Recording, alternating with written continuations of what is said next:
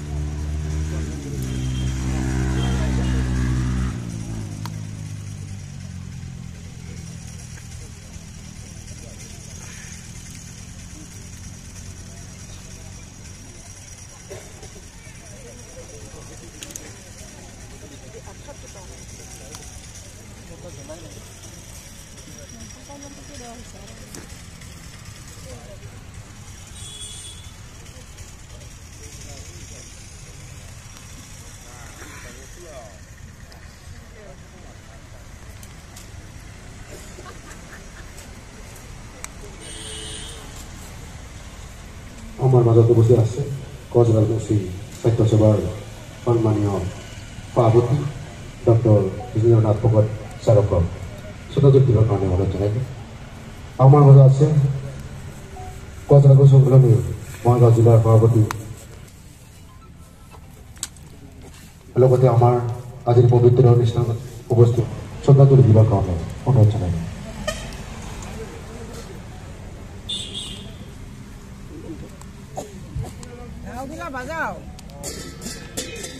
আমার শহীদের পুনরায় যাবার কারণে অনুরোধ জানানো হয়। জাতীয় শহীদ তরুণীর পরিবারবর্গ আমার শহীদের পুনরায় যাবার কারণে অনুরোধ জানানো হয়। জাতীয় শহীদ প্রকাশ বর্মনের পরিবারবর্গ শহীদের পুনরায় যাবার কারণে অনুরোধ জানানো হয়। জাতীয় শহীদের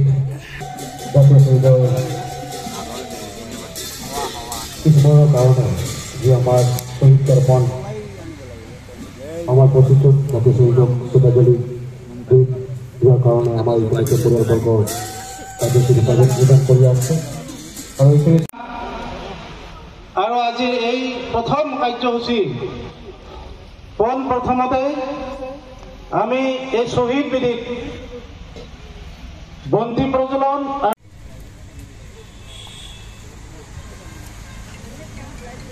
আমার পরিষদের সম্মানীয় কার্যবাহী সদস্য কার্যবাহী পরিষদ হল শহীদ বেদী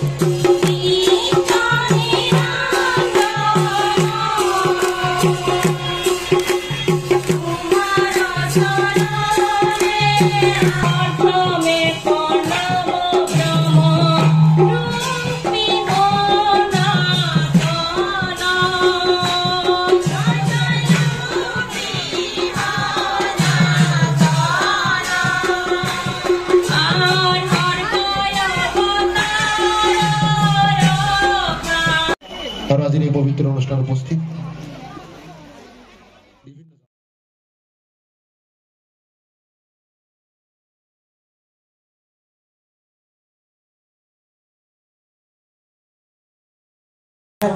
কমতাপুৰ স্বায়ত্তশাসিত পৰিষদ গঠন হোৱাৰ পিছত আমি কমতাপুৰ স্বায়ত্তশাসিত পৰিষদে আমাৰ সাধাৰণ সভাৰ জৰিয়তে এক ঐতিহাসিক সিদ্ধান্ত গ্ৰহণ কৰিছিলোঁ যে কমতাপুৰ স্বায়ত্তশাসিত পৰিষদে প্ৰতি বছৰে 7 জানুৱাৰী তাৰিখটোক আমি শহীদ দিৱস হিচাপে আমি পালন কৰি যাম আৰু সেই অনুসৰি আমাৰ প্ৰথম কমতাপুৰ স্বায়ত্তশাসিত পৰিষদৰ শ্বহীদ দিৱসৰ দিনটোতে আমি আমাৰ শ্বহীদ পৰিয়ালসকলক অসম চৰকাৰে প্ৰদান কৰা 5 লাখ টকাকে আৰ্থিক আমি প্ৰদান কৰিছোঁ যদিও 5 লাখ টকা আৰ্থিক প্ৰদান কৰি আমাৰ যথেষ্টখিনি নহয় তথাপিও আমি সামান্যতম চেষ্টা আমি ইতিমধ্যে ৰূপায়ণ কৰিছোঁ আৰু ঠিক একেধৰণে এইবাৰ কমতাপুৰ স্বায়ত্তশাসিত পৰিষদে আমি তৃতীয়বাৰৰ কাৰণে এই সংখ্যক শ্বহীদ দিৱস পালন আমি কমতাপুৰ স্বায়ত্তশাসিত পৰিষদৰ উদ্যোগত কমতাপুৰ স্বায়ত্তশাসিত পৰিষদৰ উত্তৰ চানমাৰিস্থিত সচিবালয়ত আমি দিনজোৰা কাৰ্যসূচী ৰূপায়ণ কৰি আজিৰ এই দিনটোতে শ্বহীদসকলক চিৰস্মৰণীয় কৰি ৰখাৰ কাৰণে আজি আমাৰ কমতাপুৰ স্বায়ত্তশাসিত পৰিষদৰ এই সচিবালয় প্ৰাংগণতে আমি আমাৰ তৰফৰ পৰা আমি এইবাৰ শ্বহীদসকলৰ কাৰণে শ্বহীদ ভৱন আমি নিৰ্মাণ কৰাৰ আধাৰশিলা আমি কাৰ্যসূচী ৰূপায়ণ কৰিম আৰু ইয়াৰ পৰৱৰ্তী পৰ্যায়ত শ্বহীদসকলক আমি চিৰস্মৰণীয় কৰি ৰখাৰ কাৰণে আমাৰ শ্বহীদ উদ্যান নিৰ্মাণৰ কথা আমি চিন্তা কৰি আছোঁ আৰু যিসকলে আজি আমাৰ এই সংগ্ৰামখনত কমতাপুৰৰ সংগ্ৰামখনত জনজাতিকৰণৰ সংগ্ৰামখনত প্ৰাণ আহুতি প্ৰদান কৰিছে তেওঁলোকক যিসকলে আজি তাৰিখত ঘূণীয়া আজি তাৰিখত বিভিন্ন ধৰণৰ আজি সমস্যাৰ জৰ্জৰিত হৈ আছে তেওঁলোকক কেনেকৈ আমি সংস্থাপন প্ৰদান কৰিব পৰা যায় আমি কমতাপুৰ স্বায়ত্তশাসিত পৰিষদৰ তৰফৰ পৰা সেই কথা আমি চিন্তা চৰ্চা কৰি আছোঁ অসমৰ মুখ্যমন্ত্ৰী ডাঙৰীয়াক আমি সেই বিষয়ে অৱগত কৰি আহিছোঁ আমি আশা কৰোঁ যে আজিৰ এই পবিত্ৰ দিনটোৰ জৰিয়তে শ্বহীদসকলক আমি প্ৰণিপাত জনাইছোঁ শ্বহীদ পৰিয়ালক আমি নিবেদন জনাইছোঁ যে আমি কমতাপুৰ স্বায়ত্তশাসিত পৰিষদে অনাগত দিনত আমি কমতাপুৰ স্বায়ত্তশাসিত পৰিষদৰ তৰফৰ পৰা ইতিমধ্যে আমি সেইসকলক শ্বহীদক স্মৰণ কৰিয়ে আমি কমতাপুৰ গেষ্ট হাউচ নিৰ্মাণ কৰাৰ কথা আমি চিন্তা কৰিছোঁ আজি আমি চিলাৰায় ভৱন যি আক্ৰাসুৰ সংগ্ৰামৰ পৰিণতিত আজি বিভিন্নজনে আজি শ্বহীদ বৰণ কৰিবলগীয়া হৈছে সেই আক্ৰাসুৰ কাৰ্যালয়ত আজি আমি চিলাৰায় ভৱন নিৰ্মাণৰ কাৰণে 20 লাখ টকা আমি ইতিমধ্যে ধাৰ্য কৰিছোঁ গতিকে খুব কম সময়ৰ ভিতৰতে এইবিলাক উন্নয়নৰ কাম আমাৰ কমতাপুৰ স্বায়ত্তশাসিত পৰিষদৰ উদ্যোগত আমি ৰূপায়ণ কৰিবলৈ সক্ষম হ'ম গতিকে আমি কছাৰী জনগোষ্ঠীৰ লগতে এই অঞ্চলৰ ভাষা কলা কৃষ্টি সংস্কৃতি আৰু এই অঞ্চলৰ নিবনুৱা যুৱক যুৱতীৰ সংস্থাপনৰ ব্যৱস্থাপনা গোটেই